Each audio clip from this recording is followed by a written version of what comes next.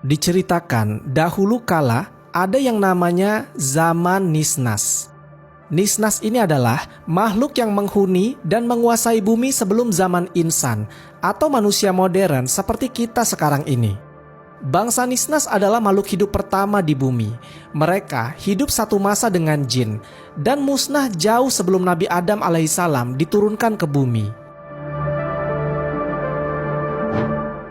Bangsa Nisnas dipercaya hidup jauh di utara bumi, dekat dengan wilayah kutub utara. Salah satu kota tempat terdapatnya peninggalan bangsa Nisnas ini adalah di Spitsbergen. Di kota inilah banyak terdapat peninggalan dari bangsa yang telah musnah ini, seperti lukisan-lukisan manusia bersayap ataupun makhluk setengah hewan. Mungkin pada zaman tersebut, makhluk-makhluk setengah hewan memang eksis di bumi ini. Bahkan mungkin setelah bangsa ini musnah, sisa-sisa dari mereka yang bertahan dianggap dewa oleh orde manusia. Tak heran, di berbagai penjuru dunia, kita dapat menemukan berbagai artefak atau lukisan manusia setengah binatang. Bahkan di Indonesia sendiri, terdapat artefak manusia setengah binatang seperti manusia Garuda. Contohnya ada di salah satu candi yang berbentuk badan manusia dengan sayap dan memiliki kepala seperti burung elang. Lalu mirip juga dengan yang ada di Mesir dalam lukisan yang ada di dalam piramid. Lukisan keduanya relatif sama, digambarkan sosok makhluk berbadan manusia berkepala burung. Entah itu hanya sekedar mitologi atau dahulunya memang kenyataan. Banyak legenda menyebut adanya gambaran manusia setengah hewan. Misalnya cerita tentang manusia setengah hewan dengan badan manusia tapi berkepala anjing, yang dalam masyarakat Jawa disebut dengan Aul, atau kisah Anubis dalam kepercayaan Mesir kuno. Kita kembali ke peninggalan bangsa Nisnas. Spitsbergen terletak dekat sekali dengan lingkar kutub. Di sana matahari hanya bersinar hanya sekitar setengah bulan saja dalam 1 tahun. Jadi selebihnya gelap gulita. Kegelapan tersebut hanya diterangi oleh aurora borealis. Banyak sekali peninggalan masa lalu yang tidak terlacak di sana. Peninggalan-peninggalan masa lalu sebelum manusia menguasai bumi. Bangsa Nisnas ini adalah bangsa yang sangat maju. Bangsa Nisnas ini diberikan kemampuan yang luar biasa. Satu kelebihan mereka yang sangat luar biasa, yaitu mereka mempunyai kemampuan telepati yang sangat hebat. Teknologi mereka sangat maju. Peradaban mereka juga telah membangun kota-kota yang sangat megah dengan segala teknologi canggih dan tata kota yang sempurna. Bangsa Nisnas mempunyai postur yang jauh lebih tinggi dari manusia saat ini. Tak heran, kuil-kuil dan bangunan yang dibangun oleh mereka ukurannya begitu besar dan megah. Ras mereka dibagi menjadi beberapa. Ada yang sangat mirip dengan manusia namun memiliki sayap. Ada yang berbadan manusia berkepala binatang ataupun sebaliknya. Karena kecongkakan, ego dan nafsu, mereka saling berperang antar sesamanya. Hingga akhirnya bangsa ini dihancurkan pasukan langit yang dipimpin oleh Azazil. Azazil ini nama makhluk terkutuk yang sesudahnya diubah menjadi nama iblis. Pasukan Azazil juga diperkuat dengan yang mereka sebut sebagai Phoenix atau burung-burung api yang berasal dari neraka. Hampir semuanya musnah dalam pertempuran. Yang tersisa hanya sedikit dari mereka dan peninggalan mereka. Itu pun hanya diketahui oleh orang-orang tertentu saja. Selain di Spitsbergen, peninggalan mereka pun ada di Swedia dan di suatu kawasan di Asia. Namun ada juga yang selamat dapat bertahan dari serangan tersebut dan melarikan diri. Mereka kemudian menyebar untuk membentuk koloni dan membangun peradaban kembali. Sebagian dari mereka yang berwujud manusia setengah ikan melarikan diri ke palung-palung laut yang dalam. Mereka inilah yang sering kita dengar sebagai putri atau putra duyung.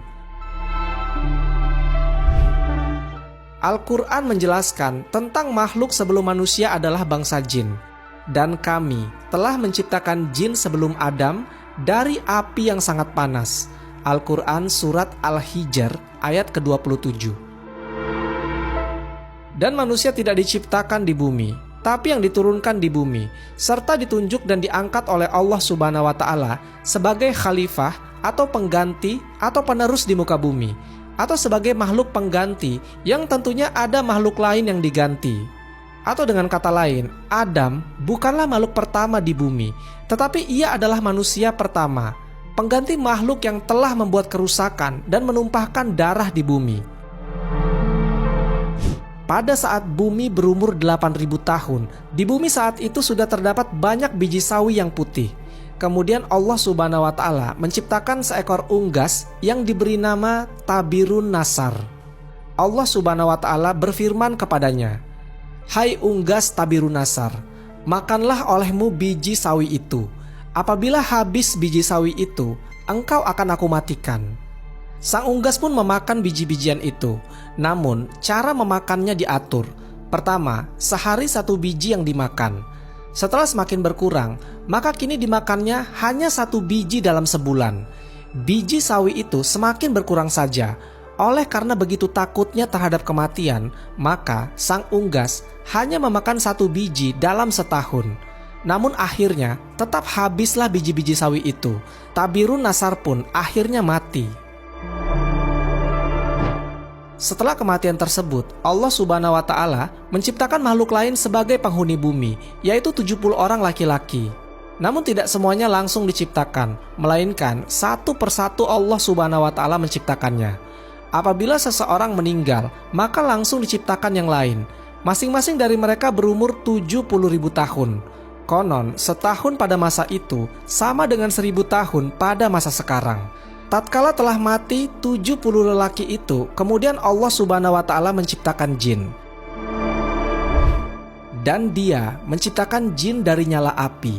Al-Quran Surat Ar-Rahman ayat ke-15. Sebagian dari jin-jin itu ada yang berkaki 4, berkaki 2 dan terbang. Kemudian Allah Subhanahu wa Ta'ala mengutus seseorang yang bernama Yusuf untuk memberikan pengajaran ilmu dan syariat agama. Namun jin-jin itu banyak yang mendustakan ajaran-ajaran tersebut, yang menyebabkan Allah Subhanahu wa Ta'ala mematikan semuanya. Penghuni bumi berikutnya adalah suatu makhluk yang berpasangan. Penampakannya seperti binatang yang keluar dari dalam neraka. Binatang itu pun beranak, dan anaknya dinamakan dengan Azazil. Setelah cukup besar, Azazil mulai melakukan peribadatan kepada Allah Subhanahu wa Ta'ala 1000 tahun lamanya. Setelah itu, Allah Subhanahu wa Ta'ala mengangkatnya ke langit pertama. Selama 1000 tahun di sini pun ia tekun beribadah. Allah Subhanahu wa Ta'ala menganugerahkannya sayap yang terbuat dari manikam yang hijau. Dengan izinnya, maka terbanglah ia ke langit kedua. 1000 tahun lamanya pula ia beribadah. Demikianlah pada tiap-tiap lapisan langit ia beribadah selama 1000 tahun lamanya, hingga ke lapisan langit ketujuh. Sementara itu, di bumi saat itu sudah ada penghuni lainnya, yaitu bangsa jin yang bernama Janna. 70.000 tahun lamanya hingga lahir anak cucunya. Kata ahli tafsir lain mengatakan, mereka hidup selama 18.000 tahun mendiami bumi, yang kemudian menjadi sombong dan kufur. Allah Subhanahu wa Ta'ala pun mematikan Janna. Sebagai gantinya adalah yang bernama Banunal Janna. Ia mendiami bumi selama 18.000 tahun lamanya. Ia juga dimatikan oleh Allah Subhanahu wa Ta'ala. Sementara itu, di atas langit sana, Azazil bersama para malaikat masih khusyuk beribadah. Azazil menjadi pemimpin para malaikat selama 70.000 tahun lamanya dalam beribadah. Hingga pada suatu waktu, Azazil mengajukan suatu permohonan kepada Allah Subhanahu wa Ta'ala. Katanya, "Ya Tuhanku, 7.000 tahun sudah hambamu ini berbuat kebaikan kepadamu dalam 7 lapis langit ini. Jikalau dianugerahkan olehmu, hambamu mohon hendak turun ke bawah ke langit ke-6, berbuat kebaikan kepadamu. Pergilah engkau," tegas Allah Subhanahu wa Ta'ala.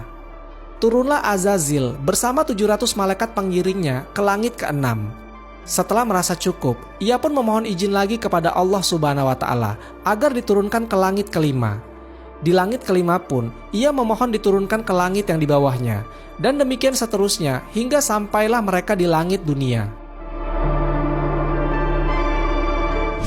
Di langit dunia, Azazil mengajukan suatu permohonan pula.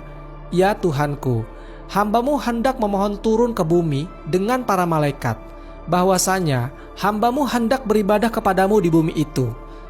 Ya Tuhanku, betapa Bananul Jannah telah banyak berbuat kerusakan di muka bumi. Anugerahkanlah atas hamba-Mu ini bersama para malaikat berbuat kebaikan kehadirat-Mu di muka bumi itu. Allah Subhanahu wa Ta'ala pun mengabulkan permohonan Azazil itu.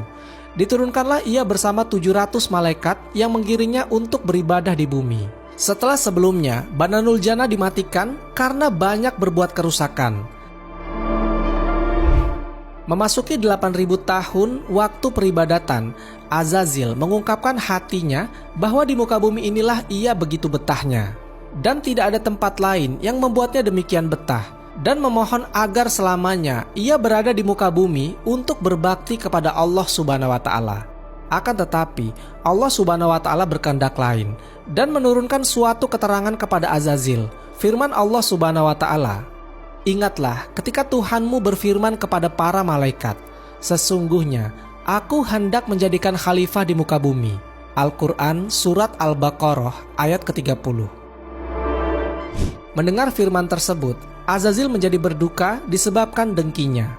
Mereka pun bertanya kepada Allah Subhanahu wa Ta'ala mengenai siapa yang akan menjadi khalifah itu.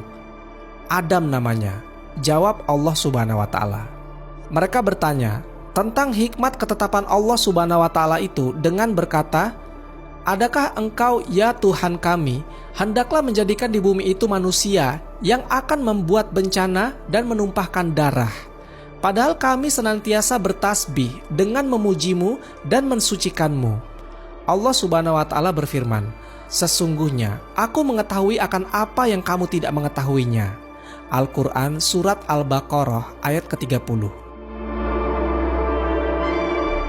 Setelah beberapa waktu, Allah Subhanahu wa Ta'ala memerintah malaikat dan sebagainya untuk bersujud pada Nabi Adam. Semuanya bersujud. Yang pertama bersujud adalah malaikat Jibril, Mikail, Israfil, Ridwan dan seterusnya, kecuali Azazil.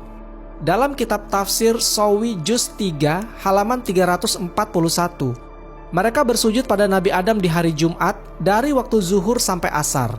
Namun Azazil sampai matahari terbenam masih belum juga sujud. Bahkan hingga hari Sabtu paginya, saat matahari terbit, Azazil masih belum sujud. Allah Subhanahu wa Ta'ala kemudian menegur Azazil, "Sesungguhnya kami telah menciptakan kamu, lalu kami bentuk tubuhmu, kemudian kami katakan kepada para malaikat, bersujudlah kamu kepada Adam. Maka mereka pun bersujud kecuali iblis. Dia tidak termasuk mereka yang bersujud." Al-Quran Surat Al-A'raf ayat ke-11 sampai 18. Allah Subhanahu wa Ta'ala berfirman, "Apakah yang menghalangimu untuk bersujud kepada Adam di waktu aku menyuruhmu?" Iblis menjawab, "Aku lebih baik daripadanya. Engkau ciptakan aku dari api, sedangkan dia engkau ciptakan dari tanah." Allah Subhanahu wa Ta'ala berfirman, "Turunlah kamu dari sorga itu, karena kamu tidak sepatutnya menyombongkan diri di dalamnya. Keluarlah, sesungguhnya kamu termasuk makhluk-makhluk yang hina." Iblis menjawab, "Beri tangguhkan aku sampai waktu mereka dibangkitkan."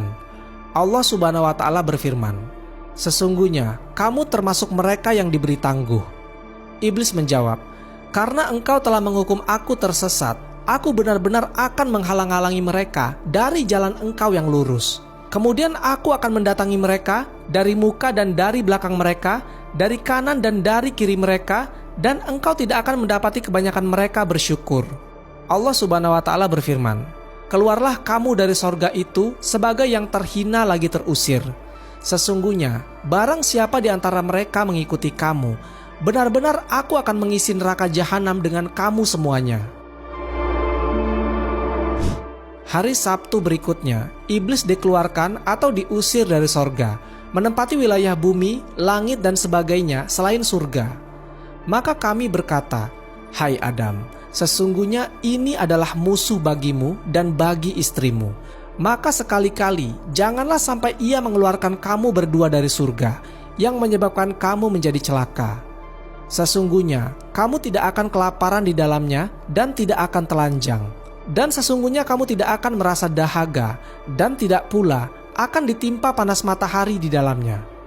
Kemudian setan membisikkan pikiran jahat kepadanya dengan berkata, "Hai Adam, Maukah aku tunjukkan kepada kamu pohon kuldi dan kerajaan yang tidak akan binasa?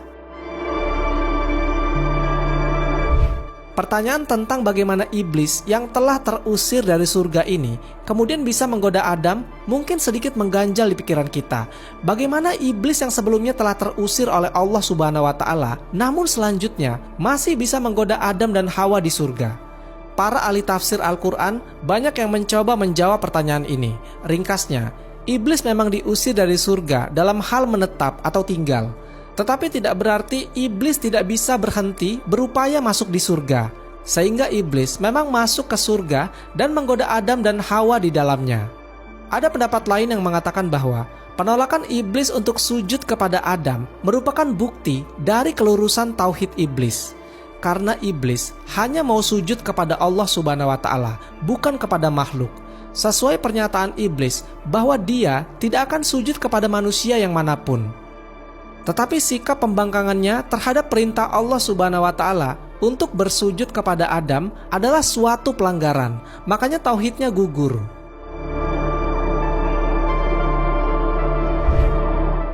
Kisah ini memang terdengar agak janggal, namun ternukil di beberapa kitab para ahli tafsir yang kemungkinan bersumber dari riwayat Israiliyat. Abu Hurairah radhiyallahu anhu berkata bahwasanya ahli kitab membaca Taurat dengan bahasa Ibrani dan menafsirkannya kepada umat Islam dengan bahasa Arab. Oleh karena itu, Rasulullah SAW bersabda, "Janganlah kalian membenarkan ahli kitab dan jangan pula mendustakannya mereka. Katakanlah, kami telah beriman kepada Allah Subhanahu wa Ta'ala dan segala yang Ia turunkan kepada kami." Dalil di atas mengindikasikan ada batasan dalam menggunakan dan meriwayatkan Israiliyat. Rasulullah SAW menghimbau untuk tidak membenarkan Israiliyat dikarenakan beberapa Israiliyat yang muatannya menyimpang dari kitab suci Al-Quran. Pun Rasulullah SAW menghimbau untuk tidak mendustakannya, sebab beberapa riwayat Israiliyat dari ahli kitab sejalan dengan isi dan kandungan yang terdapat di dalam Al-Quran. Jadi untuk kebenarannya hanya Allah Subhanahu wa Ta'ala yang mengetahuinya, dan kita cukup menjadikannya sebagai pengetahuan dan mengambil hikmahnya saja. Wallahu a'lam bishawab. Semoga kisah ini bermanfaat. Lebih dan kurangnya mohon dimaafkan. Yang benar datangnya dari Allah Subhanahu wa Ta'ala. Khilaf atau keliru itu datangnya dari saya pribadi sebagai manusia biasa. Sampai ketemu di kisah-kisah seru yang penuh makna selanjutnya. Saya akhiri. Wassalamualaikum warahmatullahi wabarakatuh.